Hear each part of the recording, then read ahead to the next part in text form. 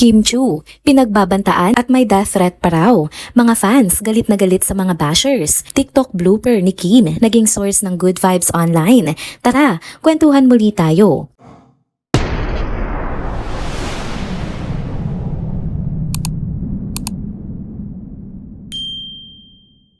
Hello mga ka-trenders! Welcome back muli sa ating channel. Kung bago pa lamang kayo dito, wag nang kalimutang mag-like, mag-subscribe at i-hit na rin ang bell notification para lagi kayong updated sa mga balitang trending at napapanahon.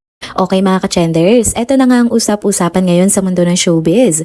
Grabe, hindi pa man natatapos ang init ng mga eksena sa seryeng The Alibi, may panibagong issue na naman na kinakasangkutan si Kim Chu. At this time, hindi basta chismis lang ito ha.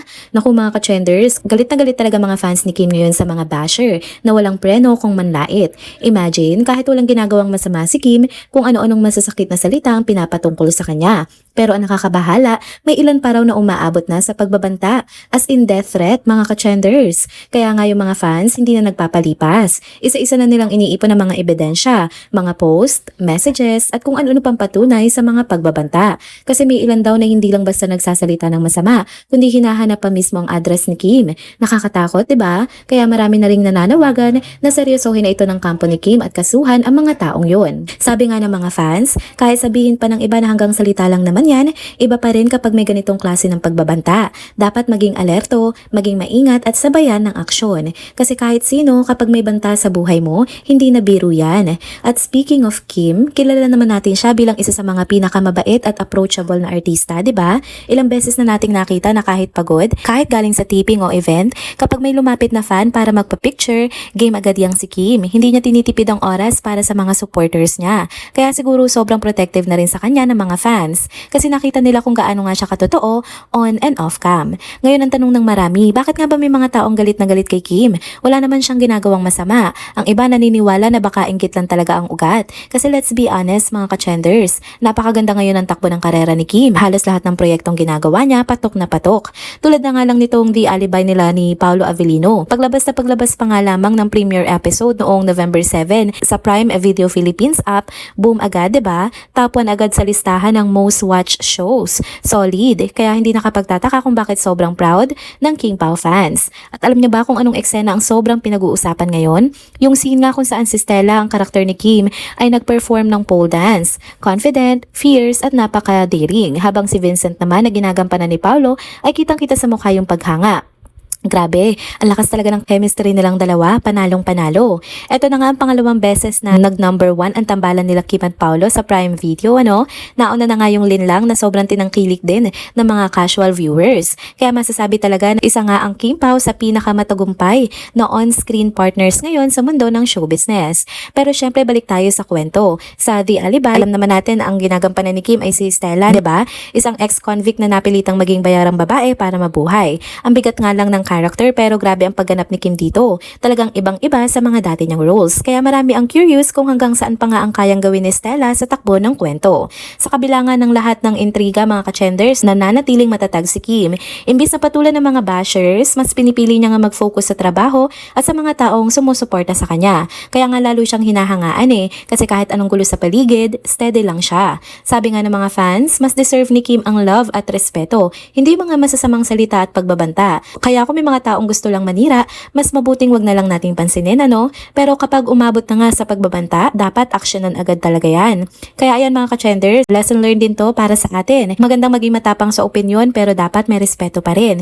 Hindi porket online, pwede ka nang manakit ng iba. Kasi sa totoo lang, may mga taong nadadamay at minsan buhay pa ang nakataya. Sa ngayon, suportahan na lang natin si Kim sa lahat ng ginagawa niya, lalo na nga itong bagong teleserye nila ni Paolo na The Alibi na talagang patok na patok sa Prime Video. Tingnan natin kung paano pa iikot ang kwento ng karakter nila ni Paolo dito at syempre kung ano pang pasabog ang ibibigay ng Kim Pao tandem. Next topic naman tayo mga ka-trenders. Ito na nga, medyo nakakatuwang blooper ang pag-uusapan natin ngayon. Si Kim Chu kasi nawaw mali sa sarili niyang TikTok video. As in, literal na nagulat siya sa sarili niyang post. So ayun, ganito nga ang nangyari. Bigla nga raw napasigaw ng O to the M si Kim nang makita niyang kumalat na sa X yung TikTok video na akala niya ay nabura na. Sa video kasi sumasayaw siya habang nagli-lip-sync ng mga linyang medyo cheeky. Tukol nga ito sa babaeng bayaran pero hindi naman daw gumagawa ng bisyo. O diba, gets nyo naman mga ka-trenders ka-chenders, parang may halong comedy at satire lang, hindi siya offensive.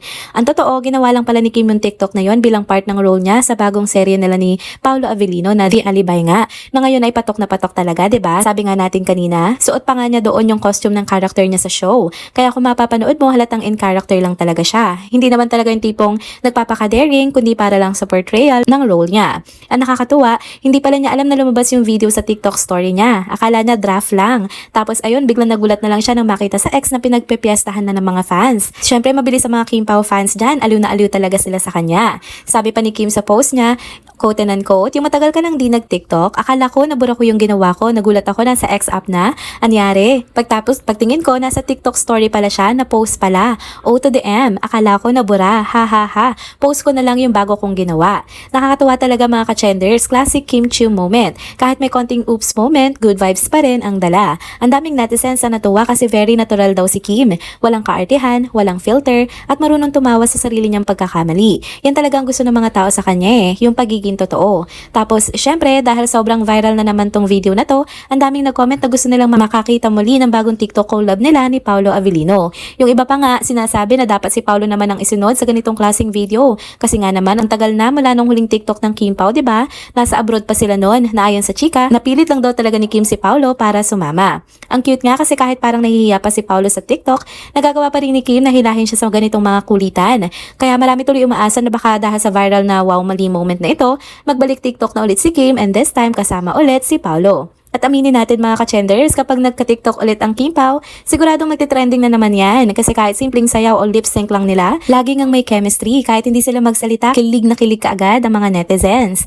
Pero balik tayo kay Kim, nakakatuwang isipin na kahit nga ganito ang simpleng pagkakamali lang, pinasaya niya na agad ang social media. Imbis na ma-stress o burahin agad yung video, tinawanan niya lang at ginawang katuwaan. Ang saya lang kasi napaka-relatable, 'di ba? Sino ba namang hindi nagkakaroon ng ganitong akala ko draft lang ay post pala moment? Lahat tayo siguro na experience na yan. Ang maganda pa dito, ang mga fans niya, imbis na pagtawanan siya, mas lalo pa siyang minahal. Kasi sabi nga nila, kahit superstar na si Kim, hindi siya takot magkamali o magmukhang simple. Down to earth pa rin at marunong magdala ng positive energy kahit sa bloopers.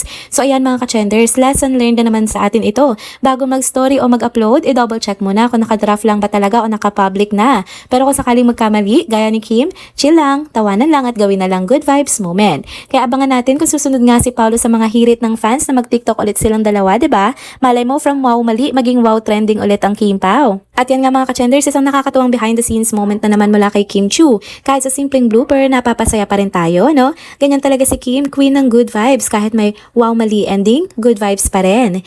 And there you go mga ka-chenders. Dito na po muna nagtatapos ang ating isa na namang trending video update. Salamat sa inyong pagsubaybay at pagsama sa akin hanggang sa dulo ng video na ito. Pero bago kayo umalis, huwag niyo pong kalimutang mag-like, mag-comment, mag-subscribe at i-hit na rin ang bell notification para lagi kayong updated sa mga balitang trending at napapanahon. Kita-kits po sa susunod na video. Paalam!